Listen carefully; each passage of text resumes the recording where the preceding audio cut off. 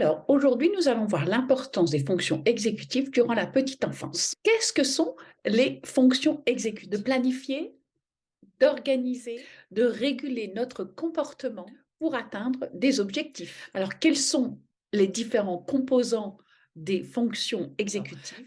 La capacité de pouvoir mémoriser et d'utiliser ces mémoires pour exécuter d'autres fonctions, d'autres actions. La flexibilité, c'est-à-dire la capacité de passer d'une tâche à une autre ou d'avoir une perspective différente des autres. Aussi la capacité de ne pas être distrait par rapport à son environnement ou autre. Donc d'avoir vraiment un contrôle avec soi-même, avec son propre comportement. Alors la partie où se développent les fonctions exécutives, c'est sur la partie préfrontale, le code du cortex, c'est-à-dire ici.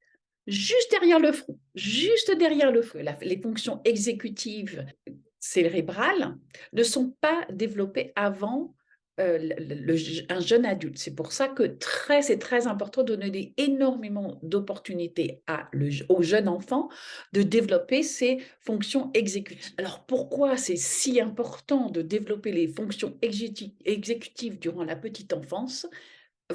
Allons voir le bien-être d'une manière générale. Les enfants qui ont vraiment développé les fonctions exécutives d'une façon générale ont plus de capacité à se concentrer, à payer plus d'attention, à suivre les instructions, se souvenir des informations, donc mémoriser, de résoudre des problèmes, de réguler leurs émotions et de bien s'entendre avec les autres. Alors comment développer les fonctions exécutives durant la petite enfance? Je vais vous donner quelques exemples. Les fonctions exécutives durant la petite enfance se développent grâce à des interactions avec les adultes ainsi qu'avec les autres enfants et avec, bien sûr, des jeux structurés ou non structurés. Je vais vous donner quelques exemples. Par exemple, pour un jeu structuré, vous pouvez offrir des blocs où l'enfant peut vraiment construire une tour ou un petit château et ça va, ou tout simplement faire un jeu pour faire semblant. Et voilà, il va faire semblant, il va prétendre être la maman, etc. Tout ça, ça va développer ses fonctions exécutives parce qu'il faut qu'il utilise son imagination, tout ce qu'il a appris précédemment pour vraiment utiliser et faire ce jeu. Également, vraiment encourager leur imagination pour résoudre des problèmes.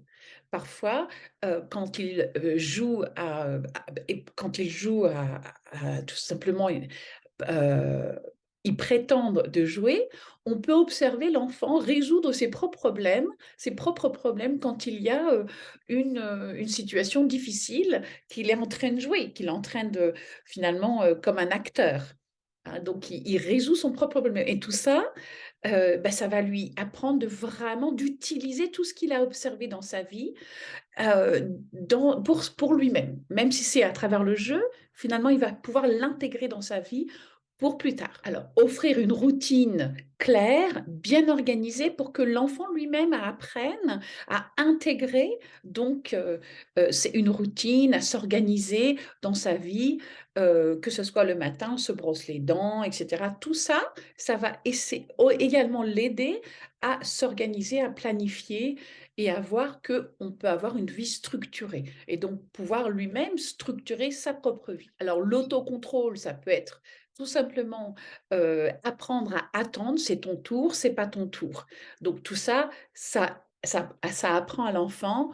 Alors raconter des histoires, avoir des conversations, lire des livres, ça va apprendre à l'enfant la mémorisation et de développer ses compétences linguistiques qui en aura essentiellement besoin pour pouvoir s'exprimer et donc de communiquer avec les autres et de bien s'entendre avec les autres grâce à une communication, le vocabulaire qu'il a, il va pouvoir exprimer son opinion, par exemple. Alors, un petit jeu que vous pouvez faire, qui est assez sympa, c'est Simon dit. Alors, je sais pas, ça c'est en anglais qu'on le fait. Maintenant, peut-être qu'en français, il y a d'autres, la même chose, mais par exemple, on dit Simon dit, mets ton doigt sur ton nez. Simon dit, mets ton doigt sur tes joues. Simon dit, mets ton doigt sur ta tête. Et là, vous touchez le menton et l'enfant aurait dû mettre sur la tête. Donc tout ça, ça permet à l'enfant de bien être dans l'écoute et ne pas forcément faire ce que vous faites. Mais tout ça, c'est aussi d'apprendre l'autocontrôle. Et le feu vert, c'est pareil, l'enfant doit faire feu rouge. Par exemple, au vert, c'est courir, rouge, c'est s'arrêter, et donc l'enfant doit vraiment suivre les instructions. Donc ça va lui permettre de développer la flexibilité cognitive. Jeu de mémoire, ben oui, vous savez, vous, avec les petites cartes, donc il y a 2 images, il faut que l'enfant trouve la même image. Donc tout ça, c'est des jeux de mémoire. Ça va développer sa mémorisation et donc jeu libre, ça c'est essentiel pour l'enfant et je l'ai dit, précédemment, mais je le répète, car le jeu libre va vraiment permettre à l'enfant de pouvoir être dans l'imagination, de développer, tout ce qu'il a observé dans son environnement et de le comment dirais-je? De l'utiliser dans son jeu.